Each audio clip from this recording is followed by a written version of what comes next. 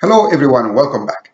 So we continue our journey towards exploratory data analysis, data visualization using Python. And I am using a framework for data visualization that is originated from Leland Wilkinson called the Grammar of Graphics. So in my file, I have it described right here in the top. Let me get you a pencil so I can draw it for you. So this one right here, and you can see that it focuses on your data, your source, aesthetics, the color, size, shape, opacity, geometry, the type of plot that you're going to be displaying, facets, whether you have different parts of the data displayed in a different way, like a matrix, like multiple plots together. Statistics, obviously, we're ultimately interested in the statistics to understand our data. Then coordinates and themes also has to do with how we're going to be presenting this data. So we have that framework, and it plays very well in Python, originated in R with ggplots, and but it also plays very well in Python. So let's use that. And secondly, we're using a data set that is a popular data set. There are a few data sets like this that we can pull in. The New York City flights 2013. In the Pandas video that I shared with you, I showed you how you can import data from CSV files with APIs, like weather type of data. This one, I'm not importing it with CSV files or APIs. I am simply using a library. And why do we want to do that? Because if we do that, we will have certain consistencies. We'll all be looking at the same data when we do, because we're learning, when we test functions, when we test our methods. Okay, so that's important.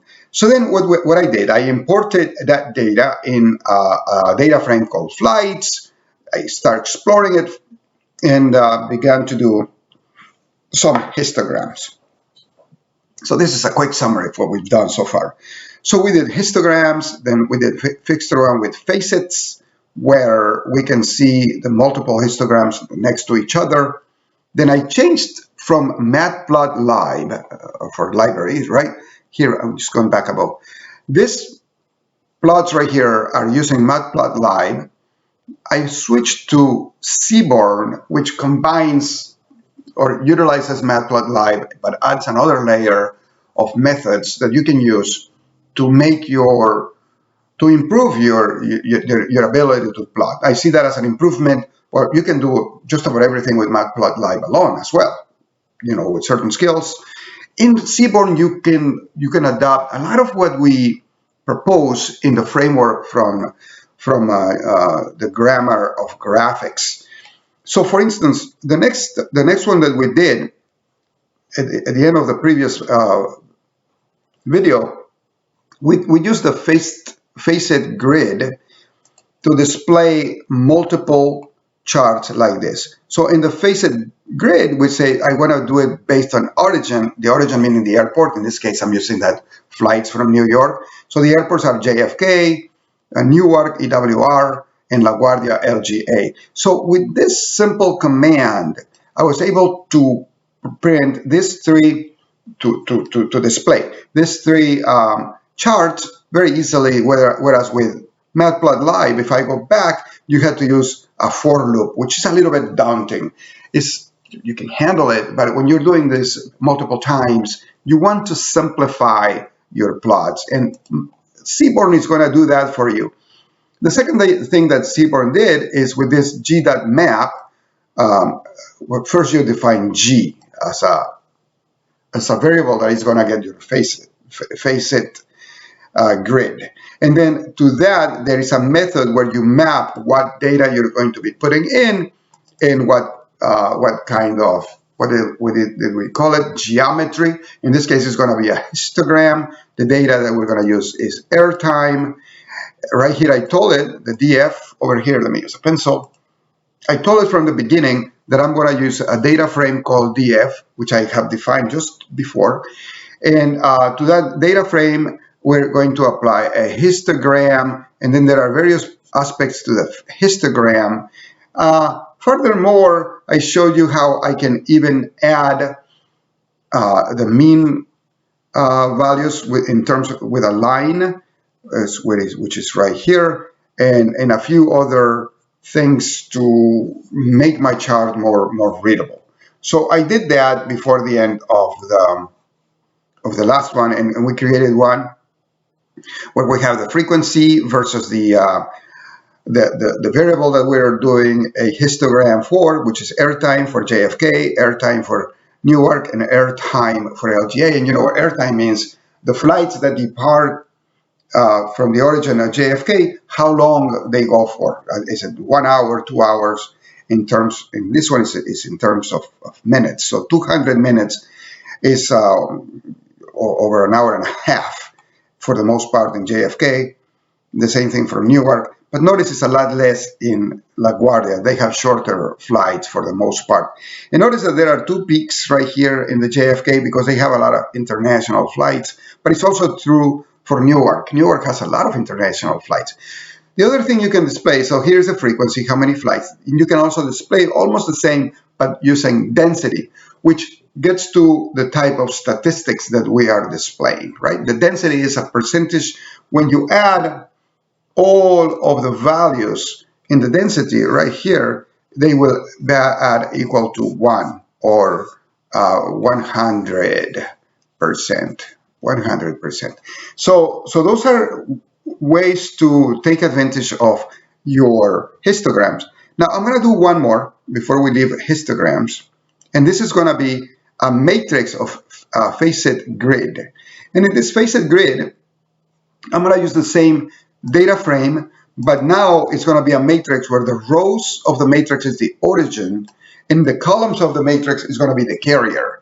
And I'm going to make the carrier, since I already filter this above the data frame. The data frame was filtered to only do American Airlines, United Airlines, and Delta Airlines.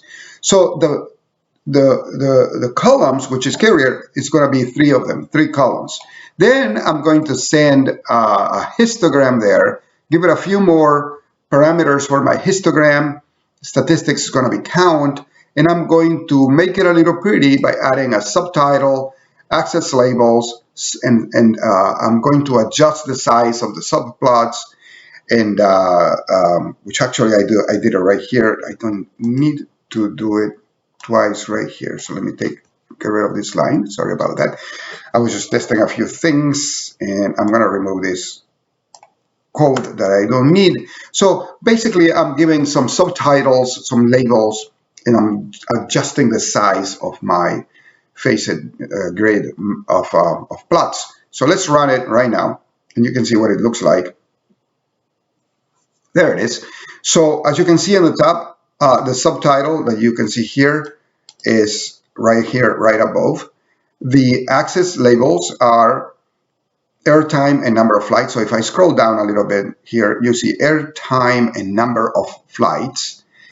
Then on my columns, the carrier, you can see the carrier is American Airline, origin JFK, American Airline, origin Newark, American Airline, origin LaGuardia. And at the top, let me see if I can give you more space. Okay, just like that. United carrier, origin JFK, United Airlines is the carrier. The origin is EWR, which is Newark, New Jersey. Then United carrier is LaGuardia. And so we're going to learn a lot about which carriers go where and from which airport, and the airtime, how long are these flights that these carriers have, meaning how far do they go. It gives us a sense of distance, well, for how long they go. So if we look at the first one, the carrier are American, the first row, American Airlines, United, and Delta. And the origin in all of these on the top row, the origin on the top row are all of them JFK. So basically, this is the JFK row, whereas this one is the EWR, which is Newark, New Jersey row, and the next one is LaGuardia. So if I scroll down a little bit, you'll see LGA for LaGuardia here. All right, so now we learn a lot more about our data. So on the columns, you see American Airlines is this column all the way here to the bottom. Then United is here. So this is American Airlines. This is United Airlines. And the last one is Delta Airlines. All the way to the bottom is Delta Airlines, DL for Delta. So now you can see, if I look, one that is very interesting, for instance, United Airlines is very few flights in JFK, but a lot of flights in Newark and very little in LaGuardia. Did you see that? And you know that United Airlines has a very strong hold in Newark, New Jersey. The airport in Newark is one of the main airports for United Airlines. So United has a lot of flights there, a lot of international and national flights. That's why you have two of these peaks right here, the airtime. So this over here most likely will be the international, most likely, right? Well, it could be a long flight to San Francisco, but there are many international or long flights that are several minutes. And on the other hand, if I look at the behaviors of Delta and American Airlines, you see that they don't have too much presence in New Jersey, in Newark, but they spread it out amongst the other ones. In the case of Delta, you see a lot of, well, it's mixed, a little bit of mixed. But anyway, this is how we begin to do exploratory data analysis. So in the next video, I'm going to explore other types of geometries, other types of plots, and I'm going to start talking about density plots. All right. So for now, I wanted to do this recap of what we've been discussing in your data visualization, and then adding a little bit more information about what we mean by the facets. So this is quite interesting, right? I mean, the Facet grid is just going to provide a wealth of information in your exploratory data analysis. This is what we're doing in analytics. And then once you start doing this exploratory data analysis and start cleaning up your data, then we're going to be jumping into machine learning and artificial intelligence. But first, we need to wrangle the data and we need to clean up that data. So for now, then I'll talk to you later. Take care.